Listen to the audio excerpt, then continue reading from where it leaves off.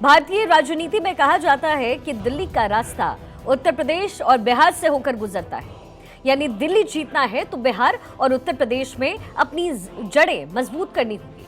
बिहार की जो है 40 सीटों पर जीत के लिए सियासी बिसात पार्टियों को एक तरफ बिछाई जा रही है, तो वहीं दूसरी तरफ महागठबंधन सीट शेयरिंग में उलझा हुआ है।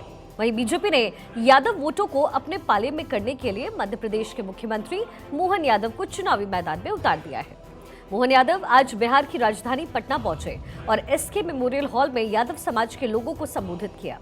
जब मोहन यादव को मध्य प्रदेश का मुख्यमंत्री बनाया गया था, तभी से राजनीतिक पंडितों ने कयास लगाना शुरू किया कि वो उत्तर प्रदेश और बिहार की यादव राजनीति को ध्यान में रखकर फैसला लिया गया। और अब कहीं ना कहीं ये हकीकत बनती नजर आ रही है। बीजेपी के लिए ये ट्रम्प कार्ड साबित हो सकता है। बिहार में कुल 14.26% आबादी यादवों की है। बिहार में डिप्टी सीएम तेजस्वी यादव हैं। वहीं मध्य प्रदेश में यादवों की जो जनसंख्या है वो है 9% और मुख्यमंत्री मोहन यादव हैं। बिहार के 14% यादव मतदाताओं पर लंबे अरसे से लालू परिवार की मजबूती पकड़ रही है। अन्य पिछड़ा वर्ग में यादवों की आबादी सबसे बड़ी है। 40 में से 11 लोकसभा सीटों पर यादव समाज की निर्णायक भूमिका है। अररिया, किशनगंज, जहानाबाद, बांका, मधुबनी, सिवान, नवादा, उजियारपुर, छपरा, मधेपुरा, पाटलिपुत्र सीट पर यादव प्रभावी हैं। सूबे में यादव परंपरागत रूप से आरजेडी के कोर वोटर माने जाते हैं। बीजेपी इस कोर वोटरों में सेंधमारी की तैयारियों में इस वक्त जुट गई है और मोहन यादव का बिहार आना ये बता रहा है कि बीजेपी एम वाइज समीकरण का काट निकालना चाह रही है। एम वाइज समीकरण को समझने के लिए आपको बिहार के जातीय गणित को पहले समझना होगा। बिहार की राजनीति में पिछड़ा और अति पिछड़ा वर्ग बड़ा वोट बैंक माना जाता है। बिहार में सवर्ण 15% है, अत्यंत पिछड़ा वर्ग है 36.01%, वहीं पिछड़ा वर्ग है 27.12%, जबकि मुस्लिम वोटर्स हैं 17.70%। मुस्लिम और यादव वोट बैंक को अगर जोड़ा जाए तो ये तकरीबन 31% होता है। बीजेपी मोहन यादव वाले अपने दाव के जरिए ये भी साबित करना चाहती है कि पार्टी ने ज्यादा ओबीसी जनसंख्या वाले राज्य में ओबीसी चेहरे को मौका दिया।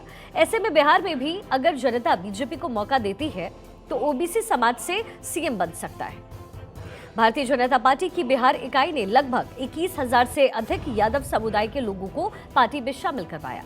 2013 में भाजपा ने नंद किशोर यादव को बीजेपी ने विपक्ष का नेता बनाया। केंद्र में बिहार से नित्यानंद राय को मंत्री बनाया गया, जो यादव समुदाय से हैं।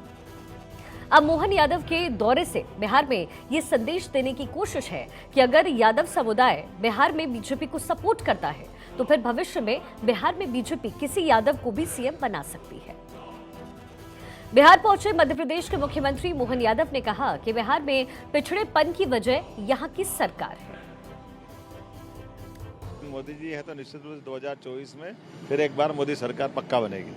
बिहार के लिए कुछ कहेंगे सर? 40 सीटें हैं बिहार में, सब प्रकार की अनुकूलता है। बिहार के स्वभाव में, बिहार की मानसिकता में, बिहार की प्रतिभा में सब प्रकार की संभावना छिपी हुई है। कमी है तो केवल लीडरशिप की, और लीडरों के कारण से ये हमारा राज्य अटक रहा है, रुक रहा है।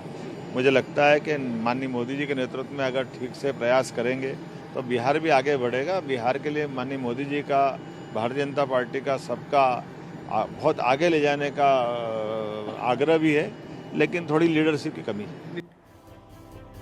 वहीं बिहार में मोहन यादव के आगमन पर सियासी पारा हाई है। बिहार सरकार के मंत्री मदन सहनी ने कहा कि किसी के आने से महागठबंधन के वोट बैंक पर कोई असर नहीं पड़ने वाला।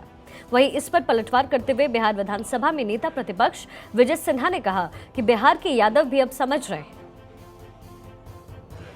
यहाँ जिस जाति से वो आ रहे हैं उसका यहाँ नेता पहले से विराजमान है और उनमें सभी लोगों का आस्था है। बिहार में जो माननीय मुख्यमंत्री जी ने काम किया है उसमें कोई जाति और धर्म के लिए नहीं किया है, सभी के लिए किया है। सभी लोग लाभान्वित भी हुए हैं, इसलिए उनका कोई असर नहीं होगा।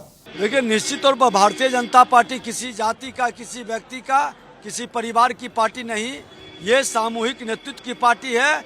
और सामूहिक नेतृत्व का निर्णय मोहन यादव, जो आज मध्य प्रदेश के माननीय मुख्यमंत्री हैं, मोहन यादव जैसे गरीब का बेटा भी मुख्यमंत्री बन सकता है, इन्होंने साबित किया। माननीय न्यायालय का सजायाफ्ता एक भ्रष्टाचारी वंशवादी व्यक्ति किसी जाति का आदर्श नहीं हो सकता। बिहार में यादव वोटर विशुद्ध रूप से लालू प्रसाद यादव और उनकी पार्टी राष्ट्रीय जनता दल के कोर वोटर माने जाते हैं। लालू प्रसाद यादव और उनके बाद उनकी पत्नी राबड़ी देवी ने बिहार में जो कि 15 साल राज किया, उसका एकमात्र कारण यादवों का एक मुश्त वोट बैंक है।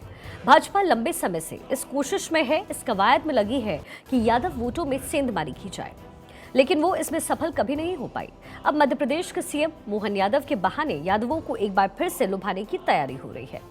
बिहार में जातीय ध्रुवीकरण की मदद से पार्टियां सरकार बनाती है, लेकिन पिछले लोकसभा चुनाव में आरजेडी का ये फॉर्मूला पूरी तरीके से फ्लॉप हो गया। देखिए, साल 2019 में हुए लोकसभा चुनाव में बिहार की 40 सीटों में से 17 सीटों पर बीजेपी ने जीत हासिल की। बीजेपी का वोट शेयर रहा 24.06%। 16 सीट पर जेडीयू ने जीत हासिल की थी, वोट प्रतिशत था उनका 22.26%। एलजेपी को 6 सीटें मिली, वोट शेयर उनका था 8.02%। कांग्रेस को सिर्फ 1 सीट मिली थी और वोट प्रतिशत था 7.85%। यादवों की पार्टी आरजेडी 1 सीट भी नहीं जीत सकी थी। हालांकि वोट शेयर 15.68% उस वक्त था, यानी पकड़ कहीं ना कहीं थी, लेकिन सीट हासिल नहीं हुई थी।